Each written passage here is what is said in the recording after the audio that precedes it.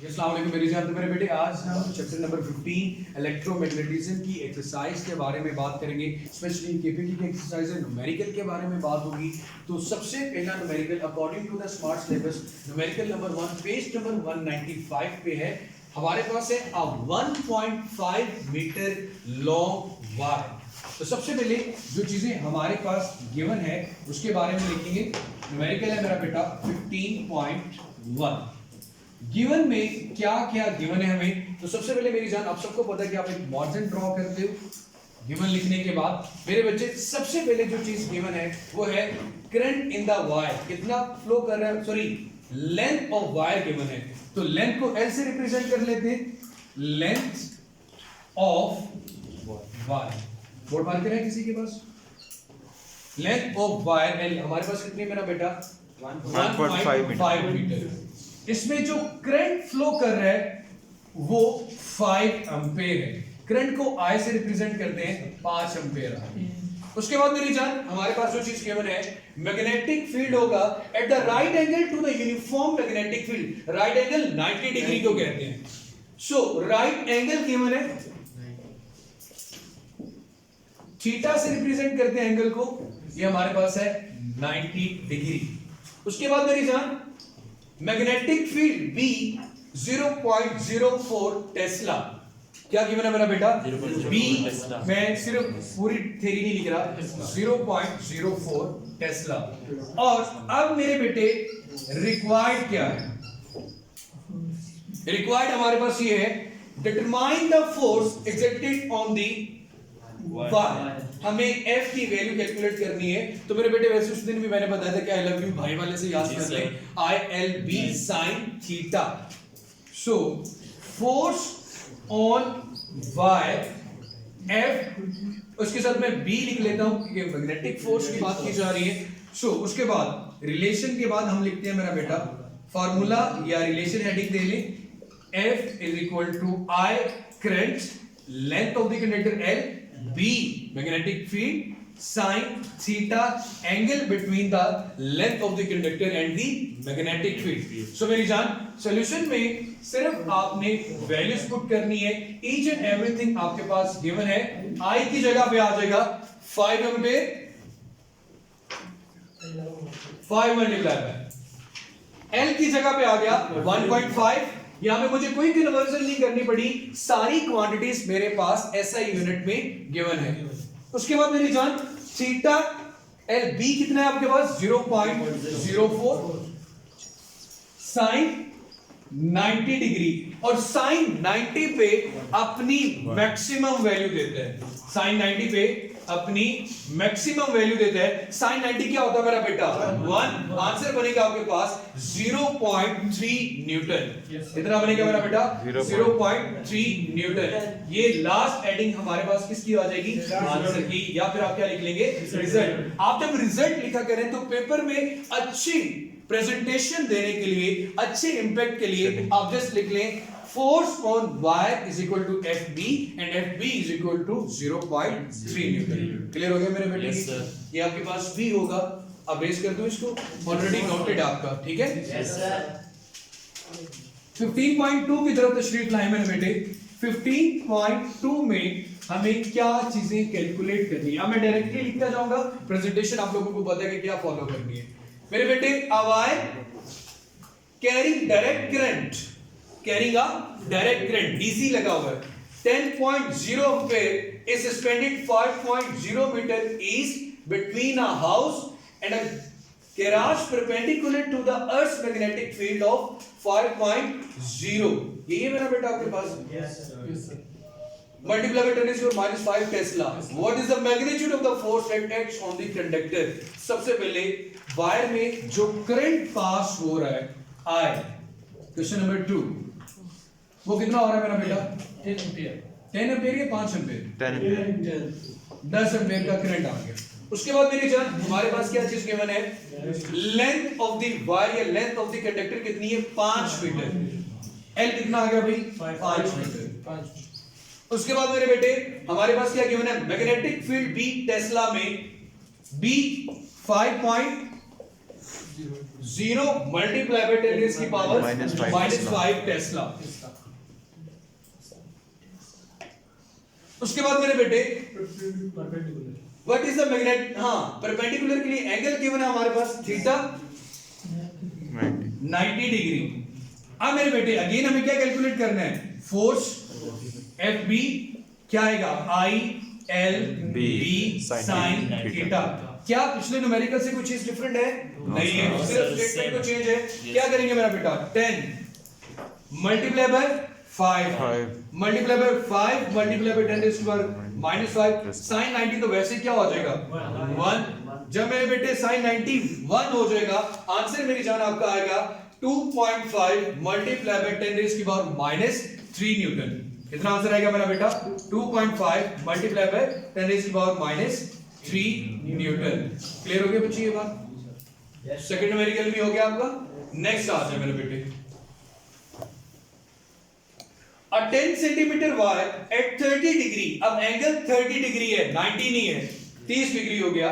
उसके बाद मेरे बेटे मैग्नेटिक फील्ड कितने हैं, 0.06 Tesla is exerted by a force F given है। We have to calculate current.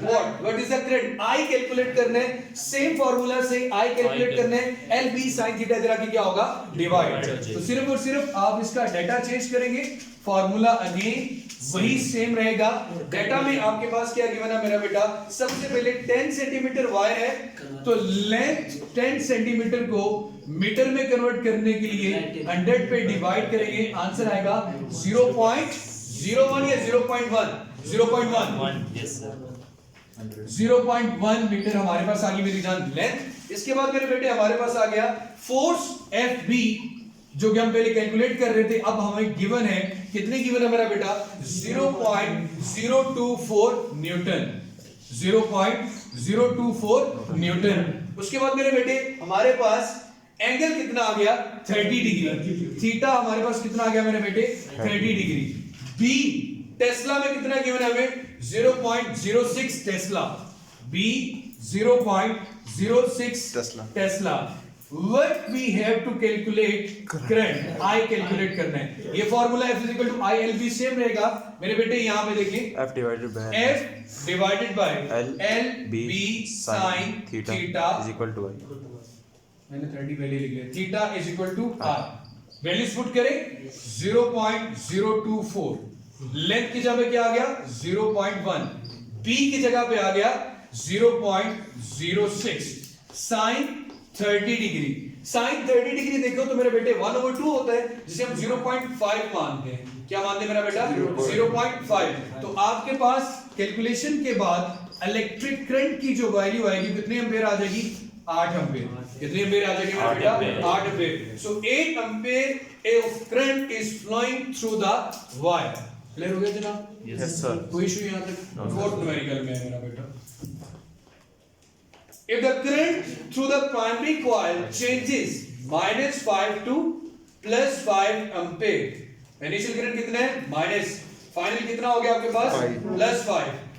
उसके बाद क्या गिवन है मेरा बेटा, इन 0.05 सेकंड टाइम कितना चेंज हुआ, 0.05 second. So that induced EMF कितनी है आपके पास, 2.8 volt. What is the mutual inductance, M calculate करना है मेरी जान। म्यूचुअल इंडक्शन में पता था एम किसे कहते हैं, जिसका यूनिट क्या आता था, हेनरी। क्या आता था मेरा बेटा, हेनरी। vs divided by 8। सबसे पहले आप गिवन डेटा लिखेंगे, न्यूमेरिकल नंबर 4। अच्छा मेरे बेटे सबसे पहले हमें क्या गिवन है, इंड्यूस्ड ईएमएफ। इंड्यूस्ड ईएमएफ के लिए हम ये वाला साइन यूज कर लेते हैं। कितने गिवन है, 2.8 वोल्ट। कितने गिवन है मेरा बेटा, 2.8 volt. Initial current -5 ampere, final current +5 ampere. उसके बाद मेरे बेटे हमें क्या गिवन है, 0.05 सेकंड।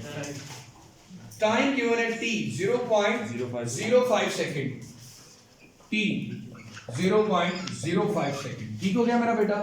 इसके अलावा जो हमें डेटा गिवन है सब यही था ना। उसके अलावा म्यूचुअल इंडक्टेंस m कैलकुलेट करनी है। सबसे पहले तो मेरा बेटा इंड्यूस्ड ईएमएफ का फार्मूला लिखेंगे।